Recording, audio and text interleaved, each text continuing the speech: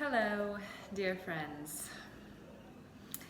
So today I just wanted to give you a little reminder that the only way to practice spiritual truths is through experience. That's the only way to know them. The only way that we're going to ever change is if we experience something inside that comes to us, from us, as a truth unto ourselves, and from there we're encouraged to change. And you can think about this as well. It could come from something that seems to be on the outside, but unless you feel deeply about something and then experience it as true yourself, whether through a test or an experiment or through relating that which you seem to have learned on the outside to something within, no change is going to take place. So recently I've started this life-changing new book that I can't say enough about. They're called the I AM Discourses, and specifically the I AM Discourses Volume 3, channeled by Saint Germain, and I heard about this book from Dyer, and Wayne Dyer believes that Saint Germain is the, his name is escaping me right now, but the undying saint from Autobiography of a Yogi. Is it Babaji? Who comes back again and again and again and is the teacher of Sri Yukteswar. So the I Am Discourses was channeled. Oh, right now I'm watching a beautiful hummingbird that has just came in for a little snack on our flowers, so that's a good sign. I'd also just quickly like to share, I started reading the I Am Discourses, like I said, as a result of listening to Wayne Dyer. And it was a talk that Wayne Dyer gave, I believe in 2012 at Wanderlust at the festival. You can look it up, it's amazing. But that morning, as I have most mornings, I had been doing a practice that I heard about from Michael Beckwith. And if you haven't listened to Michael Beckwith, he's another one you can look up on YouTube. He's the founder of Agape, which is, what do they call it? It's not an interdenominational denominational church. It's beyond denominations. It's spirit. It's like spiritual worship without any of the religious dogma or anything like that. He takes the best from everything. Michael Beckwith. So you can find him on YouTube, and you can find him podcasts as well.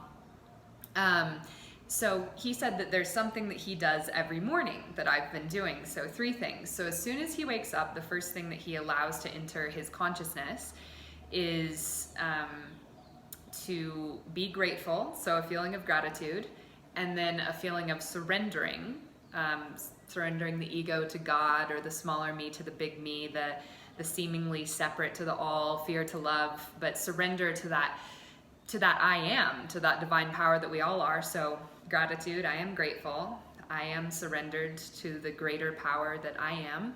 And then the third thing is he asks for his assignment. So I've been doing this every morning, and it's actually the way that Neville Goddard came back into my life, right? Because this is the first thing I'm doing when I wake up. So my subconscious is still kind of in that in-between place from my subconscious to my conscious mind. So really, if you ask for an assignment each morning, especially after saying you're grateful and surrendering to that larger power, to God, to I am, to love, to pure consciousness, you might get something pretty good. So this has been a powerful practice for me, to start my days with those 3 things. So one morning, maybe the 3rd or 4th morning I had done it, Neville Goddard was my assignment, and I fell in love with Neville 8 years ago. And when, by chance, a client that I was working with told me about, she was the first woman to ever tell me about Carl Jung, and in that same conversation she told me about Neville Goddard, and she said, I don't know, I just had this really strong feeling, it came to me last night that I needed to tell you about the book Your Faith is Your Fortune, which is Neville Goddard's first book. So I ordered it immediately, read it, became obsessed with him, and was obsessed with him for probably about 2 years, and then, you know, kind of fell back asleep, if you will. But several weeks ago, when I was doing that Michael Beckwith practice one morning, my assignment was Neville Goddard. And, you know, needless to say, that was, in a way, I could even say that was kind of the catalyst for me to really start the Divinity School channel, because I'd been reading the Bible, I was totally on a spiritual journey, but something just wasn't clicking. And, you know, it was the I am. It's that this isn't a story about secular history outside of myself. This is a story about me and about the different states that I'm passing through. This is a story about my own salvation, and my own oneness with the Father. That is all. And so then about 2 or 3 mornings ago, my assignment was Wayne Dyer. And Wayne Dyer I'm a huge fan. I can't say enough about Wayne Dyer. I watched his movie The Shift not too long ago, and my Spanish teacher / best friend here in Guatemala, Mariella, and I were getting real into the Wayne Dyer videos. We would spend some of our classes, be like, okay, that's enough class, and we would go watch Wayne Dyer speeches on my computer with Spanish subtitles, so that was our Spanish class.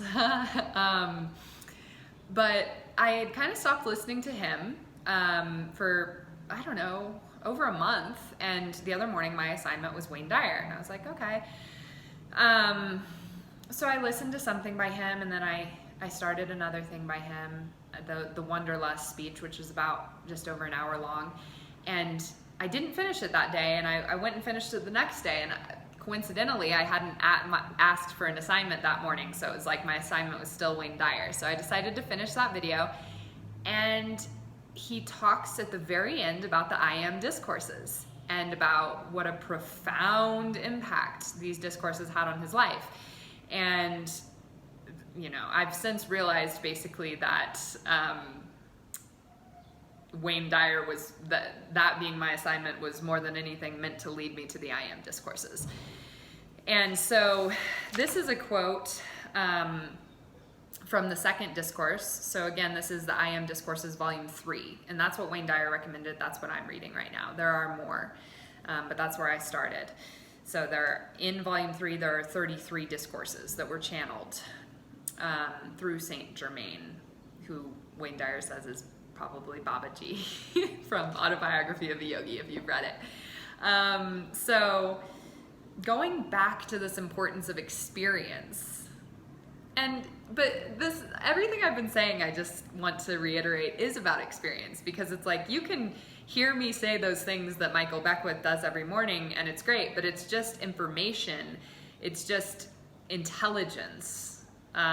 You know, it's just something on the outside unless you put it into practice and try it yourself. And then it has meaning for you, and then it becomes wisdom. So this is a quote from the second discourse in the I AM Discourses Volume 3. Each individual has to prove it for himself, or it will mean nothing to him. Nothing ever really means anything to anyone unless he uses it. And I'll just follow that up with a quote from the Tao Te Ching, as translated by Stephen Mitchell. Knowing others is intelligence. Knowing yourself is true wisdom. And another way I think that we could put that is having outside knowledge that you don't put into practice is intelligence. It's like facts that you can, you know, name off. Knowing yourself or putting things into practice is true wisdom.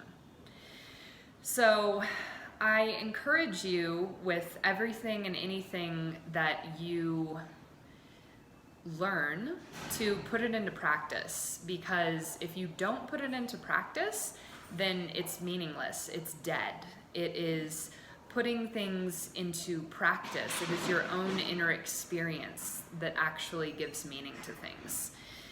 And so, for instance, you know, I mean, the I AM Discourses is all about, just like Neville Goddard and just like really any great spiritual text, I think, when properly understood, is all about how we create our own reality.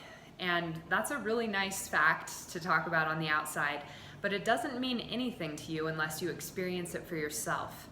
So I just wanted this to be an encouragement for you to go out and test that yourself, because it's not going to mean anything to you to listen to me talk about that, to read the I AM Discourses, to read Neville Goddard, to read A Course in Miracles, the Bible, all of these books, unless you experience those truths for yourself. So choose something small in your life.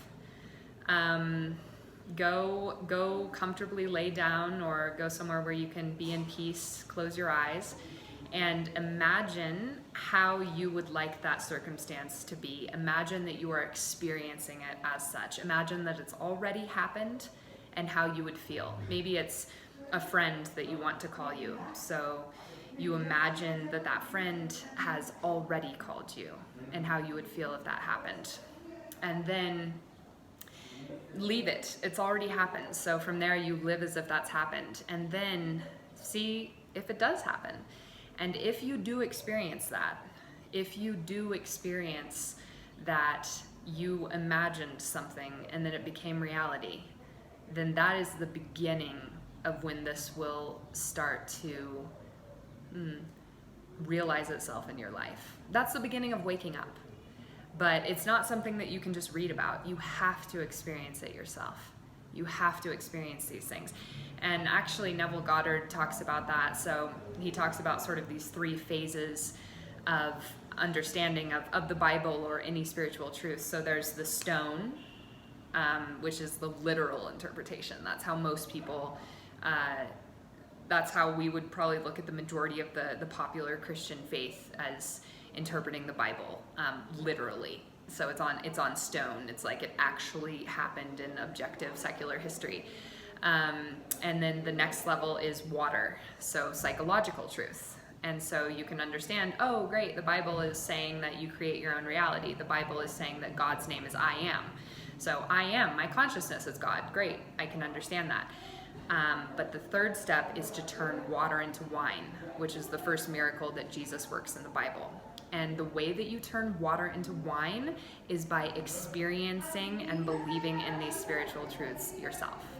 So go try it.